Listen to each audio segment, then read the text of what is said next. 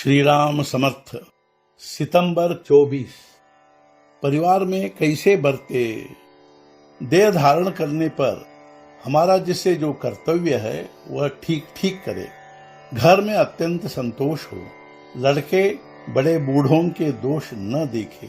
पिता जैसे शीलवान हो वैसे लड़कों को होना चाहिए, तब कुल कीर्ति बढ़ती है। बुजुर्गों को अवकाश यानी पेंशन ग्रहण करने के बाद मन से भगवान के होकर रहना चाहिए। गृहिणी भी पति सिवाय और किसी को देवता न माने। सब लोगों को अखंड भगवान का स्मरण करना चाहिए। जो मनुष्य जवानी में स्वाभाविक जीवन जिएगा वह बुढ़ापे में भी स्वाभाविक ढंग से जी सकता है। मतलब यही कि बुढ़ापा उसके लिए बिल्कुल कष्टदायी नहीं होगा।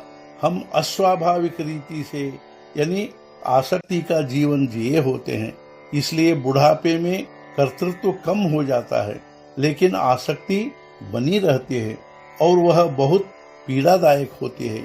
जिस मनुष्य की आसक्ति और आग्रह बुढ़ापे में छूट गए होते हैं, उसका शरीर चाहे क्षीण हो जाए फिर भी वह सबको प्यारा लगेगा। सबके मन में उसके बारे में आकर्षण बना रहेगा। कमजोरी के कारण उसे सुनाई कम देगा, कम दिखाई देने लगेगा। पिछली बातें याद नहीं रहेंगी, नींद कम आएगी, लेकिन यह सब होकर भी कोई उससे उबेगा नहीं, न वह खुद भी अपने जीवन से उबेगा। अतः बुढ़ापे में हमारा मैं का रूप बिल्कुल गल जाना चाहिए।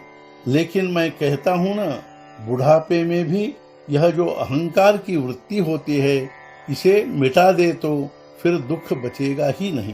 गृहस्थी में बरतते समय अंतर्मुख होकर स्वयं में कौन से दोष हैं वे ढूंढने चाहिए और उन्हें मिटाने का प्रयत्न करना चाहिए।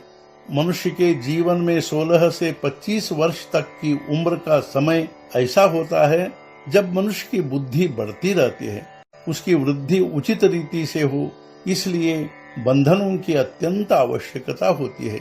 बंधनों में सबसे उत्तम बंधन माता पिता के अनुसार चलना होता है, क्योंकि हमारे हित के सिवाय उनके मन में दूसरा कोई उद्देश्य नहीं होता। संसार में सभी बातें हम अपने अनुभव से सीखे, यह कैसे संभव है। अतः माता पिता के अनुभवों का लाभ हमें जरूर उठाना चाहिए। हमारे माता पिता से कभी भूल होगी नहीं ऐसा नहीं, क्योंकि भूल हो जाना तो मनुष्य का धर्म ही है, किंतु हमारे बारे में उनमें जो हित बुद्धि होती है उसके कारण उनकी भूल से हमारा स्थायी नुकसान नहीं होगा। कौन सा समय किसके भाग्य से आता है यह कहा नहीं जा सकता। अतः हमें कभी दुखी नहीं होना चाहिए। सत्कर्म जितना बड़ा होता है संकट उतने ही अधिक आते हैं। भगवान का अनुसंधान सबसे बड़ा सत्कर्म है। अतः हम निश्चय पूर्वक और निशंक भाव से उसका नामस्मरण करें और आनंद में रहे। आज का मुख्य विचार, हम अपने अवगुणों को ढूंढें और उनका त्याग करें, पश्चात गुण स्वीकृत करें। सद्गुरुनाथ महाराज की जय। जय जय रघुवीर समर्थ।